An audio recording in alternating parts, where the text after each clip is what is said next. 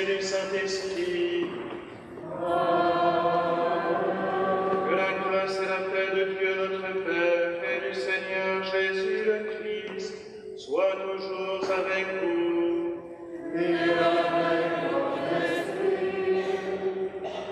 Frères et sœurs, soyez tous les bienvenus pour cette Eucharistie.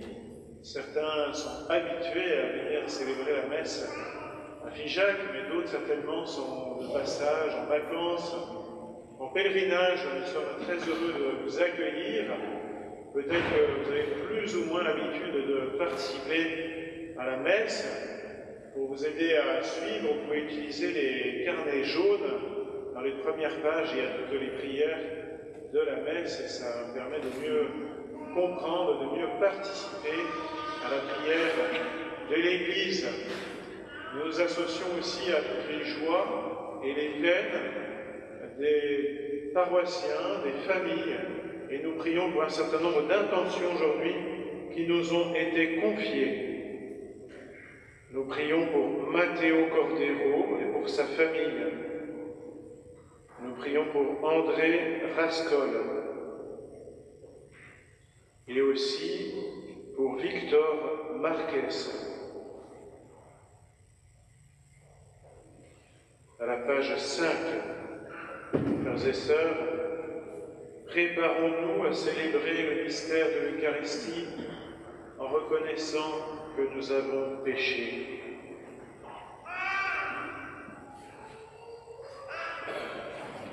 Je confesse à Dieu Tout-Puissant, je reconnais devant vous, frères et sœurs, que j'ai péché, en pensée, en parole, par action et par omission.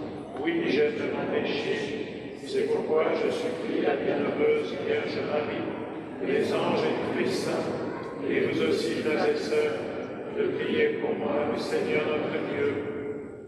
Que Dieu Tout-Puissant nous fasse miséricorde, qu'il nous pardonne nos péchés et nous conduise à la vie éternelle. Amen. Page 5.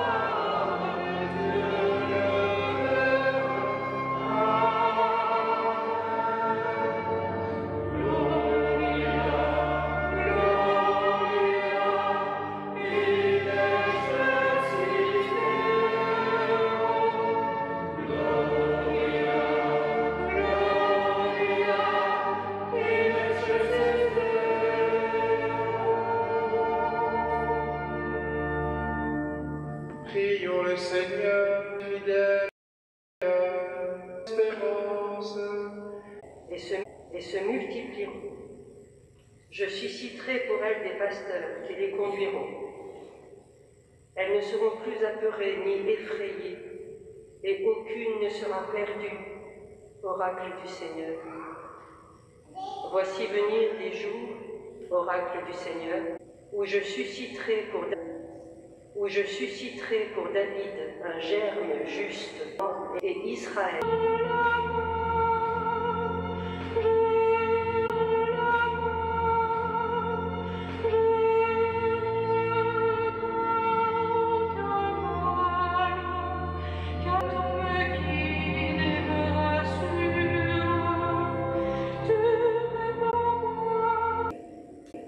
Pour vous qui étiez loin, la paix pour ceux qui étaient proches.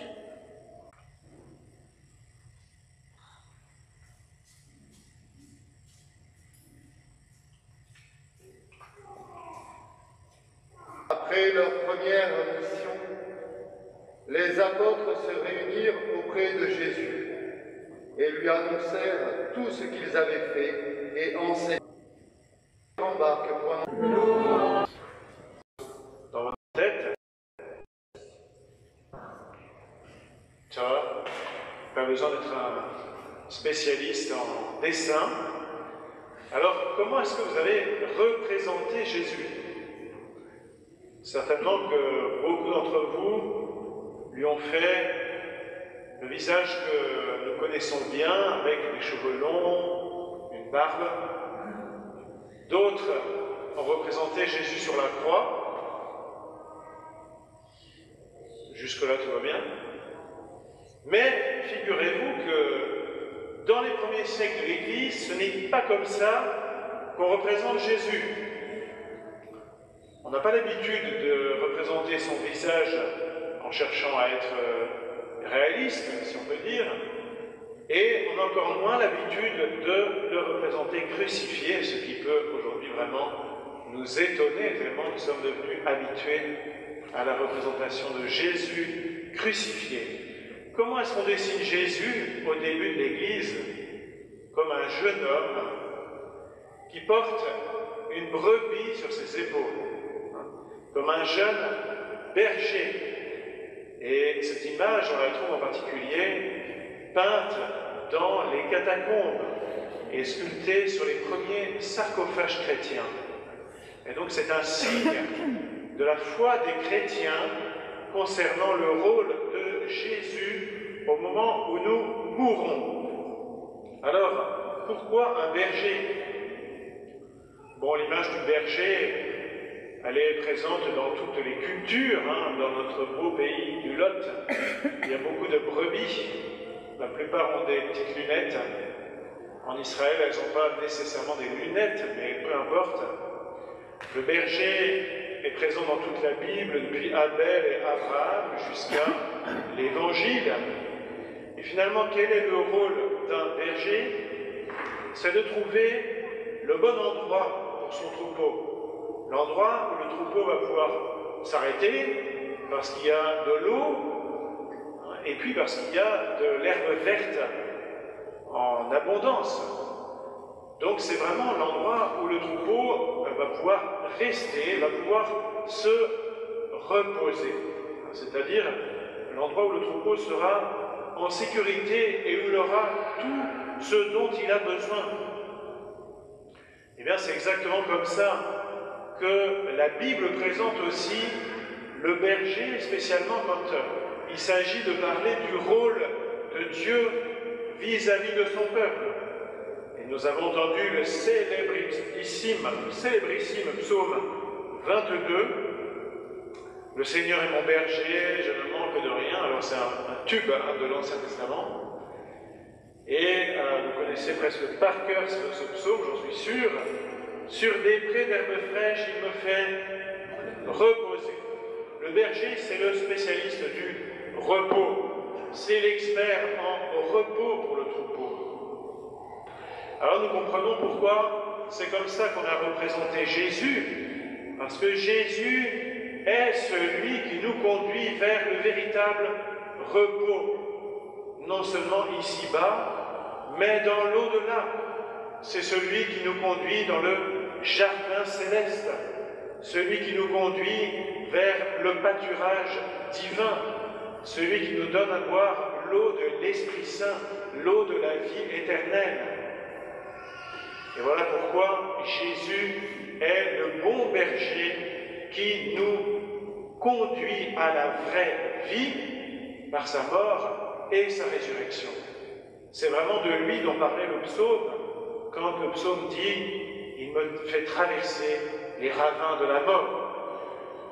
Alors je vous dis tout ça parce que ça va nous aider à comprendre ce qui se passe aujourd'hui dans l'Évangile, parce que vous savez que pour bien comprendre l'Évangile, il faut toujours feuilleter un peu l'Ancien Testament.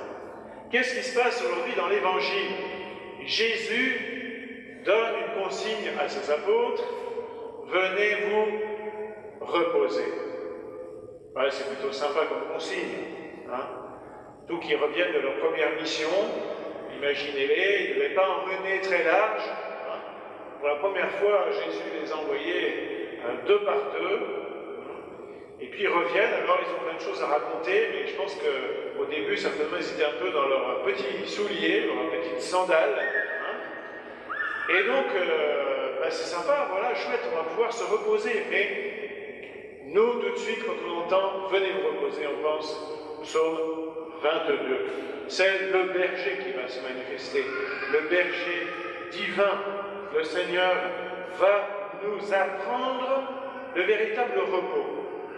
Alors, frères et sœurs, la première question que nous pouvons nous poser aujourd'hui, c'est comment est-ce que nous nous reposons? Comment est-ce que nous cherchons du repos?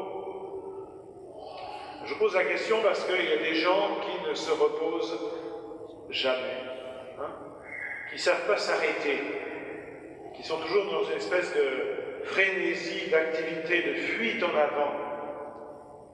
Alors si ça me concerne, je peux me poser la question, pourquoi? Pourquoi est-ce que j'arrive pas à me reposer? Il y a aussi d'autres personnes qui, au contraire, cherchent le plus possible à consommer du loisir, du divertissement. Et la société nous pousse aussi à ça. Alors certes, nous avons tous besoin de nous détendre, mais quand nous sommes dans une espèce de boulimie de divertissement, eh bien nous savons bien qu'en fait ça laisse un grand vide dans notre cœur et qu'il ne s'agit pas du véritable repos. Alors regardons un peu comment est-ce que Jésus apprend aux disciples à se reposer. Jésus les emmène dans un lieu désert. Alors on ne sait pas s'il y a de l'eau fraîche et de l'herbe verte, on ne sait pas s'il y a, je ne sais pas moi, de l'ombre, un beau restaurant, rien du tout, on n'a pas tellement d'informations. La seule chose qu'on sait, c'est qu'ils sont avec Jésus. Le repos, c'est d'être avec Jésus. Le repos, c'est Jésus lui-même. C'est en lui que nous pouvons nous reposer. C'est en lui que nous trouvons la paix, la joie. En lui seul, notre cœur peut être comblé. Jésus seul comble notre cœur parce qu'il est Dieu. Qu'est-ce que c'est le repos? Il y a un synonyme en français qui vient directement du latin, c'est le mot quiétude. Et le contraire de la quiétude, c'est l'inquiétude. Alors, si notre cœur est inquiet, nous ne sommes pas encore dans le repos. Tant que mon âme est inquiète, je n'ai pas trouvé mon repos. Et le seul en qui mon cœur puisse se reposer, c'est le Seigneur.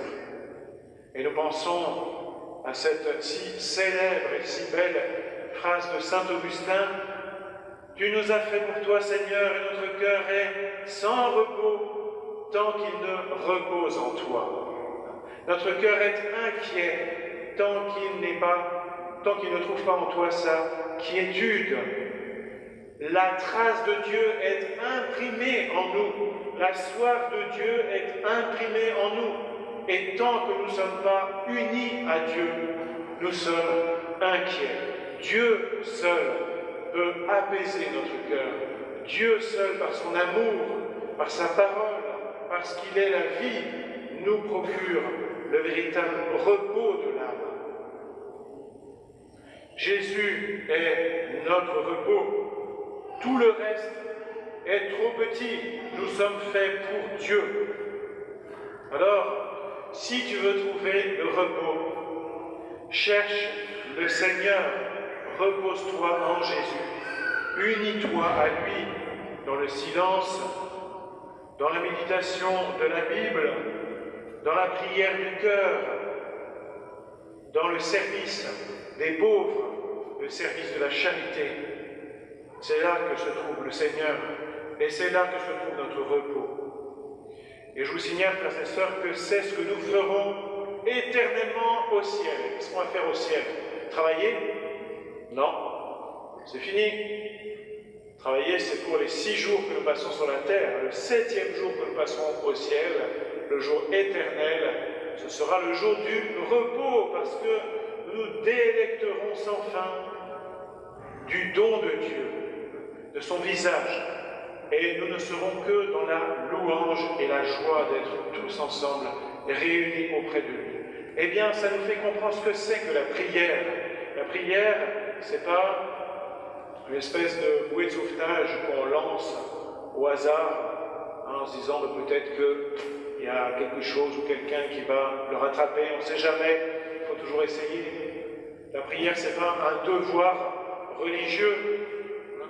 La prière, ce n'est pas non plus une espèce de technique de développement personnel pour se faire du bien. La prière, c'est une nécessité vitale parce que c'est le repos en Dieu. La prière, c'est l'union à Dieu, la présence à Dieu. Et c'est donc l'entraînement pour le ciel, l'exercice pour le ciel, l'avant-goût du ciel. Et voilà pourquoi un chrétien doit vivre chaque jour longtemps en se reposant dans la prière auprès du Seigneur. C'est une nécessité vitale. Et c'est aussi la raison pour laquelle, dans l'Église, certaines personnes se consacrent tout entière à la prière. Le pape Paul VI avait écrit une lettre sur la vie contemplative qui portait ce titre « Venez à l'écart et reposez-vous un peu ». La prière et le repos en Dieu ne sont pas une fuite du monde, ne sont pas une fuite des soucis de la vie, une fuite des responsabilités. Et nous le voyons bien dans l'Évangile, parce que qu'est-ce qui se passe? Ça va très vite. Jésus et les apôtres sont tranquilles. Le temps de traverser le lac de Tibériade. Et à peine ils débarquent de l'autre côté,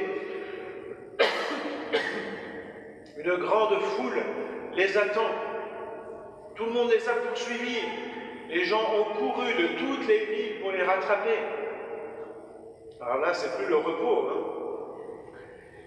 parce que les gens ont soif, parce qu'ils cherchent quelque chose, parce qu'ils sentent que en Jésus, on peut trouver quelque chose qu'on ne trouve nulle part ailleurs. Et qu'est-ce que voit Jésus dans cette foule? Non pas des gens qui viennent l'enquiquiner, mais des brebis sans berger, des brebis perdues, des brebis affamées, qui ont soif de lui, qui ont soif de Dieu. Des gens qui n'ont personne pour leur faire goûter l'amour de Dieu. Des gens qui n'ont personne pour leur montrer le chemin du ciel. Alors, devant cette foule, Jésus est saisi de compassion et se met à les enseigner longuement. Entre parenthèses, personne ne se plaint que Jésus parle trop longtemps. Ce qui ne nous arrive jamais à nous, n'est-ce pas? Jésus les prend au sérieux. Jésus sait que leur âme a besoin de sa parole. Seule la parole nous repose, la parole de Dieu. Alors je me suis demandé, comment est-ce que les apôtres ont fait pour savoir que Jésus avait été saisi de compassion? Parce que ça se passe dans son intimité, dans son intériorité. Alors, comment est-ce qu'ils ont fait pour le savoir? Saisi de compassion, hein, c'est ce mot qu'on retrouve souvent dans la Bible et qui désigne les entrailles. C'est quand on est saisi aux entrailles, saisi d'amour. C'est le mot miséricorde. Agité pris de miséricorde face à la détresse spirituelle de cette foule qui se rassemble. Comment est-ce que les apôtres ont su que Jésus était pris aux entrailles? Eh bien, j'ai une hypothèse, alors je ne sais pas si j'ai raison, mais je me permets de vous la partager, puis peut-être que vous serez d'accord avec moi ou pas. Je pense que les apôtres ont fait eux aussi un petit peu cette expérience d'être saisis de compassion. Pourquoi? Parce qu'ils étaient auparavant avec Jésus, unis à Jésus. Ils étaient en train de se reposer en Jésus. La prière, l'union à Dieu est source de compassion. L'union à Dieu est source de miséricorde. L'union à Dieu, le repos en Jésus, est source d'ardeur pour annoncer longuement l'Évangile, source de courage pour répondre à la soif du monde, source de force et d'amour pour travailler au quotidien dans le champ du royaume de Dieu. Alors, frères et sœurs, aujourd'hui, nous voyons nous aussi la foule immense des brebis sans berger. À nous de leur montrer le chemin du ciel. Amen.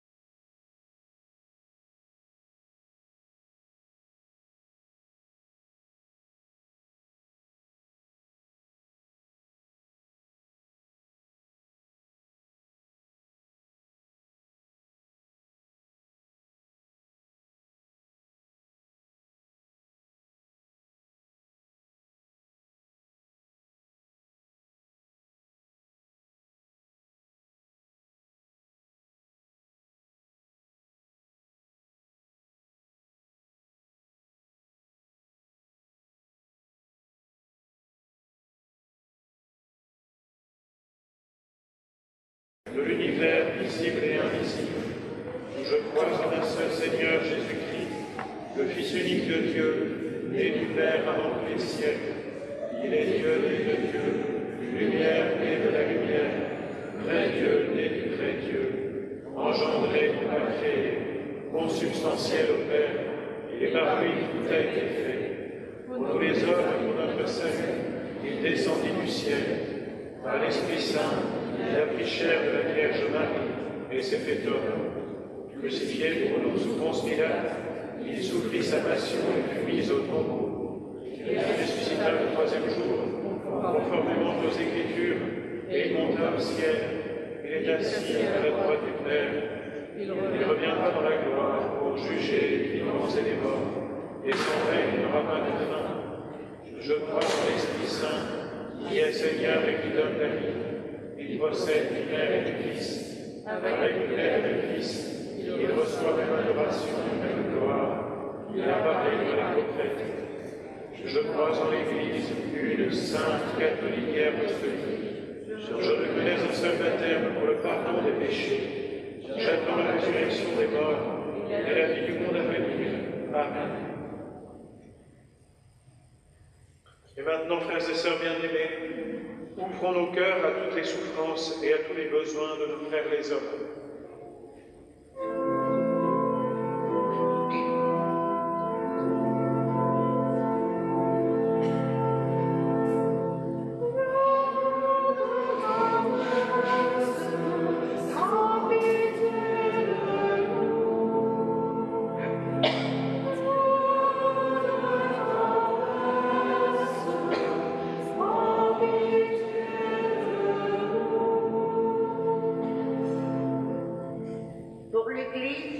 afin qu'elle demande sans se décourager les pasteurs nécessaires pour conduire le troupeau. Pour tous les pasteurs, particulièrement pour nos évêques, afin que Dieu les assiste dans leur charge d'enseignement. Prions le Seigneur.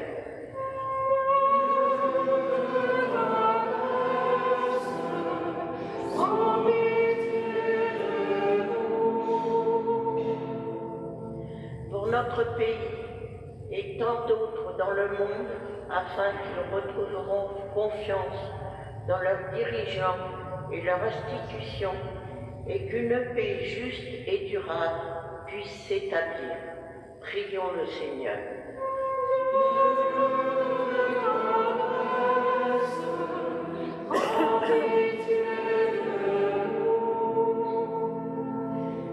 Pour les familles frappées par la perte d'un être cher, afin qu'elles puissent trouver près d'elles les soutiens et le réconfort nécessaires pour retrouver la paix.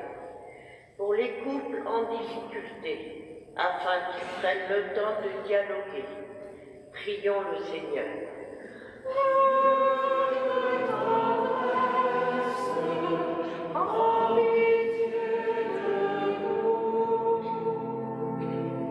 Pour notre paroisse et pour chacun de nous ici présents, afin que ce temps de vacances soit un vrai temps de repos pour le corps et un temps de ressourcement pour les âmes.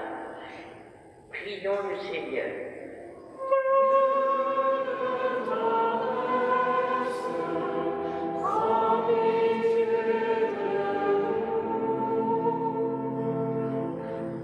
Seigneur, viens au secours de ton peuple qui espère en ta miséricorde. Que ta puissance le soutienne en cette vie et le conduise aux joies de l'éternité par le Christ notre Seigneur. Amen.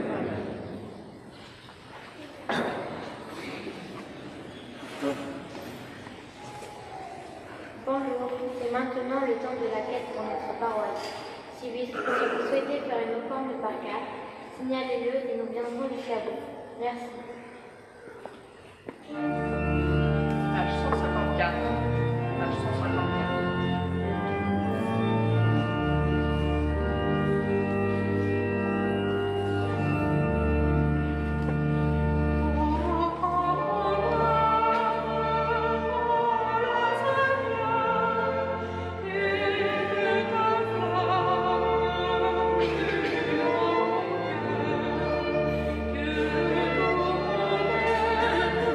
Que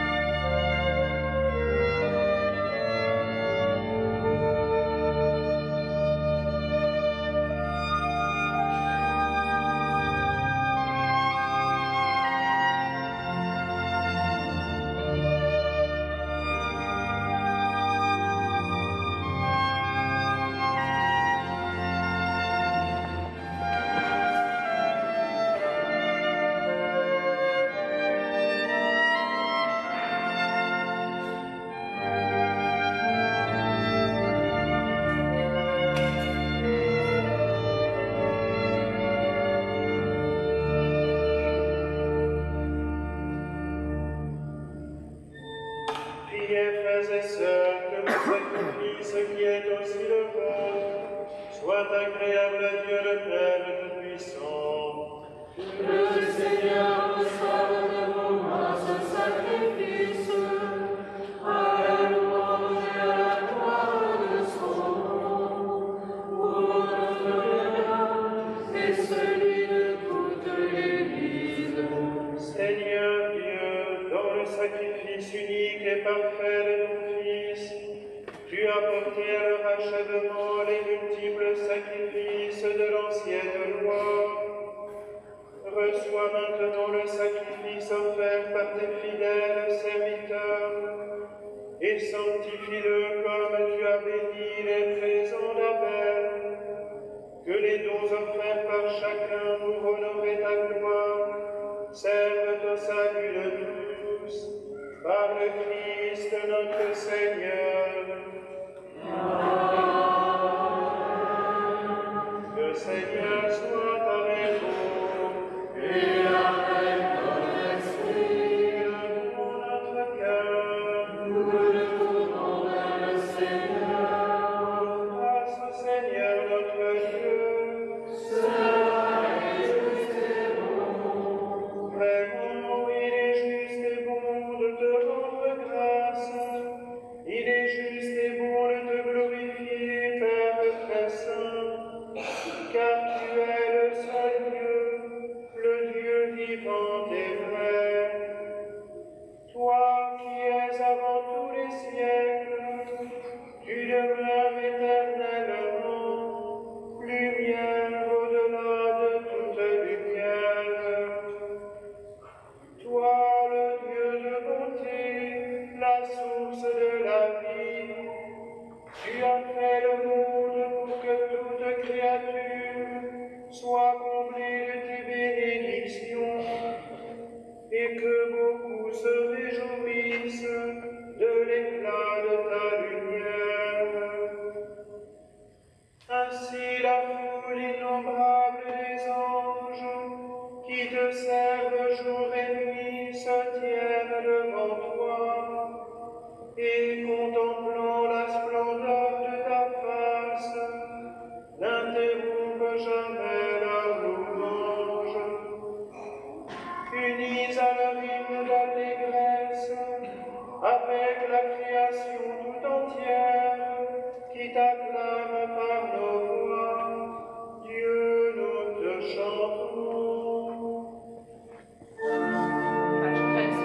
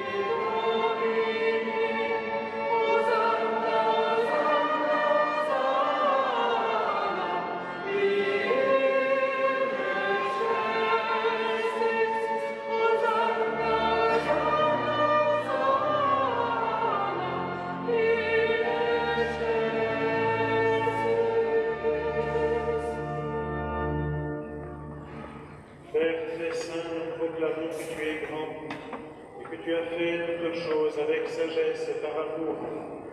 Tu as créé l'homme à ton image et tu lui as confié l'univers, afin qu'en t'observant, toi seul son créateur, il règne sur la création. Comme il avait perdu ton amitié par sa désobéissance, tu ne l'as pas abandonné au pouvoir de la mort. Dans ta miséricorde, tu es venu en aide à tous les hommes, pour qu'ils te cherchent et puissent te trouver. Tu as multiplié les alliances avec eux et tu les as formés par les prophètes dans l'espérance du salut. Tu as tellement aimé le monde, Père très saint, que tu nous as envoyé ton Fils unique lorsque les temps furent accomplis pour qu'il soit notre Sauveur. Dieu fait homme, conçu de l'Esprit Saint, né de la Vierge Marie. Il a vécu notre condition humaine en toutes choses, excepté le péché, annonçant aux pauvres la bonne nouvelle du salut, aux captifs la délivrance, aux affligés la joie. Pour accomplir le dessein de ton amour, il s'est livré lui-même à la mort, et par sa résurrection, il a détruit la mort et renouvelé la vie, afin que notre vie ne soit plus à nous-mêmes, mais à lui qui est mort et ressuscité pour nous. Il a envoyé auprès de toi, Père, comme premier don fait aux croyants, l'Esprit Saint, qui continue son œuvre dans le monde et achève toute sanctification. Que ce même Esprit Saint, nous t'en prions, Seigneur, sanctifie ces offrandes, qu'elles deviennent ainsi le corps et le sang de notre Seigneur Jésus le Christ, dans la célébration de ce grand mystère que lui-même nous a laissé en signe de l'alliance éternelle. Quand l'heure fut venue où tu allais le glorifier, Père très saint, comme il avait aimé les siens qui étaient dans le monde, il les aima jusqu'au bout. Pendant le repas qu'il partageait avec eux, il prit le pain, dit la bénédiction, le rompit et le donna à ses disciples en disant « Prenez et mangez-en tous. Ceci est mon corps livré pour vous. »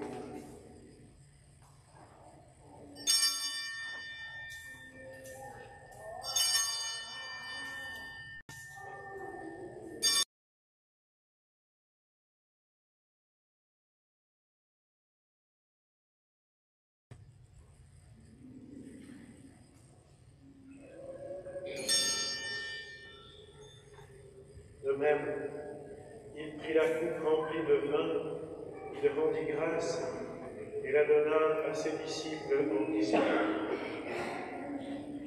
Prenez et buvez-en tous, car ceci est la coupe de mon sang, le sang de l'alliance nouvelle et éternelle, qui sera versé pour vous et pour la multitude en rémission des péchés. Vous ferez cela en mémoire de moi. »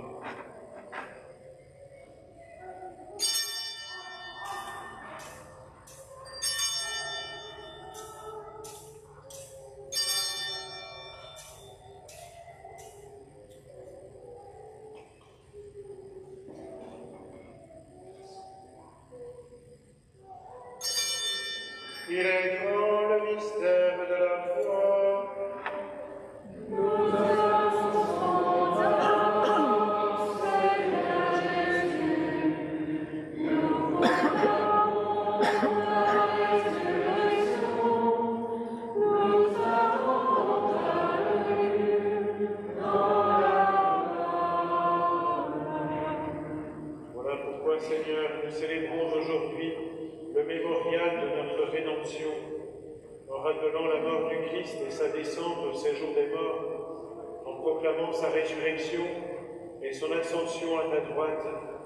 En attendant sa venue dans la gloire, nous t'offrons son corps et son sang, le sacrifice qui est digne de toi et qui sauve le monde entier.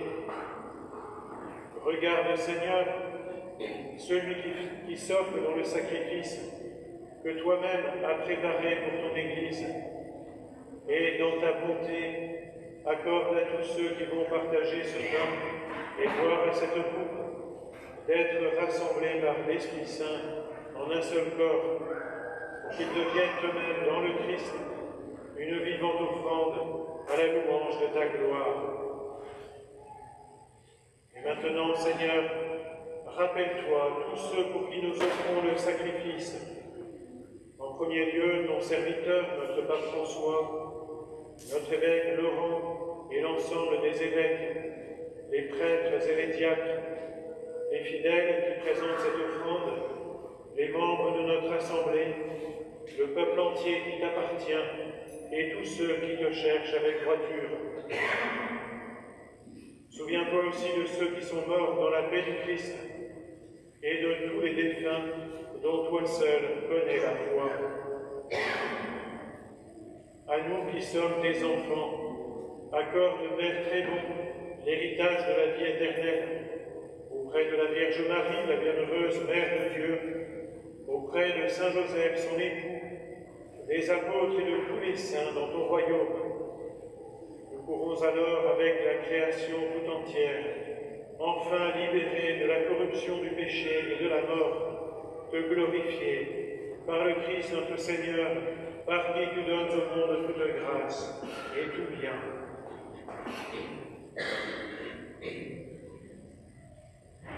Par lui, avec lui et en lui, à toi Dieu le Père Tout-Puissant, dans l'unité du Saint-Esprit, tout honneur et toute gloire pour les siècles des siècles.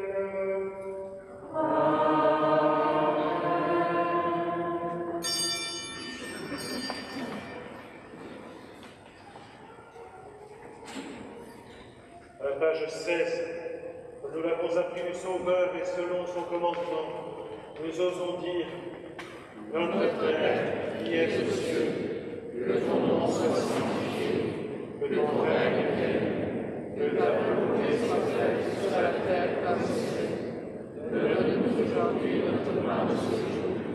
Pardonne-nous nos offenses, comme nous pardonnons aussi à ceux qui nous ont offensés. Et ne nous laisse pas entrer en tentation, mais délivre-nous du mal. Délivre-nous de tout mal, Seigneur, et donne la paix à notre temps. Soutenus par ta miséricorde, nous serons libérés de tout péché, à l'abri de toute épreuve. Nous qui attendons que se réalise cette bienheureuse espérance, l'avènement de Jésus-Christ, notre Sauveur. Grâce à toi t'appartiennent le règne, la puissance et la gloire, pour les siècles des siècles. Seigneur Jésus-Christ, tu as dit à tes apôtres: je vous laisse la paix, je vous donne la paix. Ne regarde pas nos péchés, mais la foi de ton Église. Pour que ta volonté s'accomplisse, donne-lui toujours cette paix et conduis-la vers l'unité parfaite, toi qui vis et règnes pour les siècles des siècles. Amen. Que la paix du Seigneur soit toujours avec vous. Et avec votre esprit. Dans la charité du Christ, donnez-vous la paix.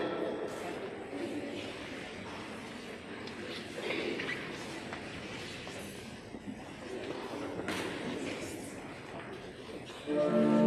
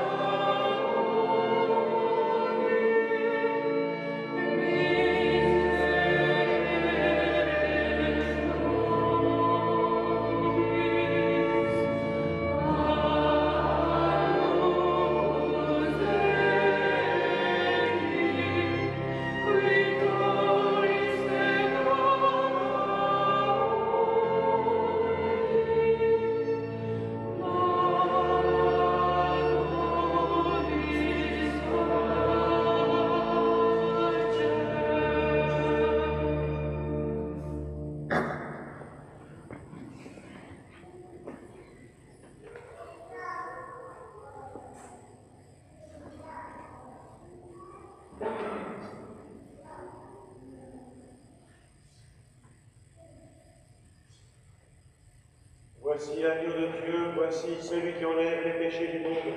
Heureux les invités au repas des noces de l'agneau. Seigneur, je suis pas digne de te recevoir, mais dis seulement une parole et je serai guéri.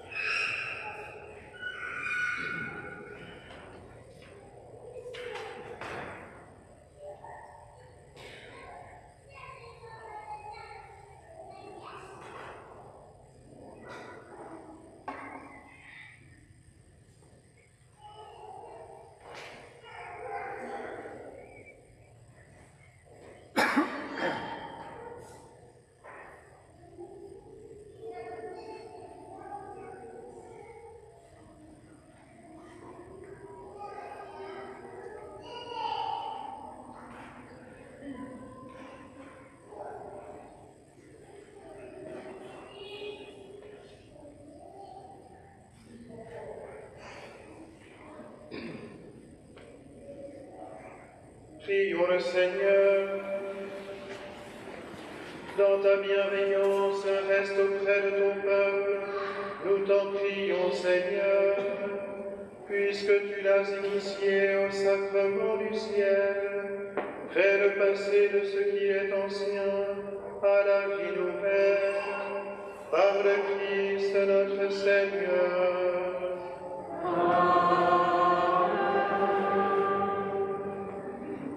Vous pouvez vous asseoir pour les petites annonces paroissiales en 2 minutes chrono. Aujourd'hui, 16h30, comme chaque dimanche, adoration à la chapelle Notre-Dame-de-Pitié, suivi des vêpres solennelles à 17h30. Mercredi, chapelet à 16h30, chapelet au Grand Calvaire pour la France et pour les vocations religieuses. Et enfin, vous aurez remarqué ou pas, il y a dans cette église une exposition temporaire sur les miracles eucharistiques que l'on doit à l'œuvre du bienheureux Carlo Acutis. Donc, cette exposition a été déployée avec soin par des guides aînés cette semaine. Elle repart la semaine prochaine dans une autre paroisse. Je vous encourage donc à prendre le temps de la découvrir. C'est une belle occasion de grandir dans la foi. Merci.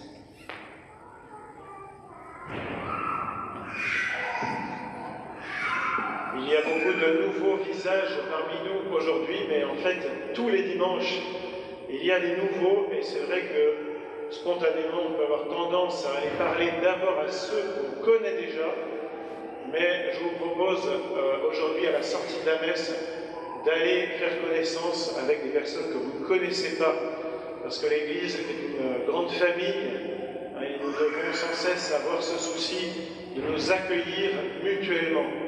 S'accueillir mutuellement, c'est aussi se réjouir quand quelqu'un est dans la joie et porter la souffrance de ceux qui sont dans la peine.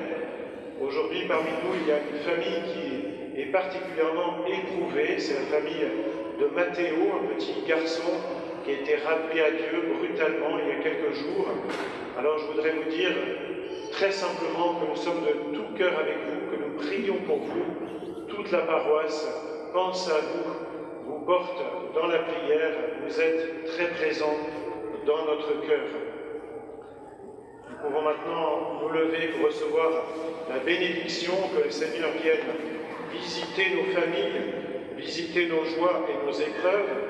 Et en donnant cette bénédiction, nous pensons et nous prions tout particulièrement aussi pour ceux qui sont avec nous grâce à la chaîne YouTube de la paroisse, et tout particulièrement les maisons de retraite de Montredon et de Bagnac-sur-Célé. Le Seigneur soit avec vous. Et avec votre esprit. Que Dieu Tout-Puissant vous bénisse, le Père et le Fils et le Saint-Esprit.